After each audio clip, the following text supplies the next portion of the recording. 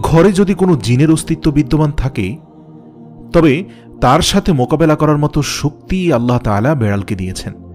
বেড়ালটি জিনের সাথে থাকা নেগেটিভ এনার্জিগুলোকেও শোষণ করে ফেলতে পারে। শুধু তাই নয়, বেড়ালের শরীরে আল্লাহ এমন একটি ব্যাকটেরিয়া দিয়েছেন যা কিনা আমাদের আশেপাশে থাকা সব ধরনের নেগেটিভ এনার্জিকে শোষণ করে নেয়।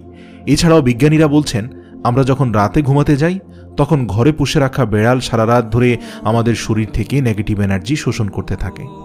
আল্লাহ রাব্বুল আলামিন বেড়ালের মাঝে কিছু বৈশিষ্ট্য দিয়েছেন, যার কারণে এমন সুন্দর একটি মাখলুক আমাদের রোজকার জীবনের অংশ হয়ে উঠেছে। রাসূল সাল্লাল্লাহু আলাইহি সাল্লাম বেড়াল পছন্দ করতেন এবং বেড়াল পালন করার কারণে তিনি তার এক প্রিয় সাহাবীর ছদ্মনাম দিয়েছেন আবু হুরায়রা, যার শাব্দিক অর্থ দাঁড়ায় বেড়ালের পিতা। কেন একজন মুসলিমের বেড়াল পালন করা উচিত?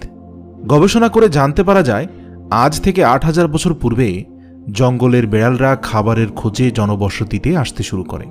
সে সময় জমিতে ইঁদুরের অত্যাধিক উৎপাত ছিল। সেসব ইঁদুরকে তাড়া করতে করতে একসময় বেড়ালরা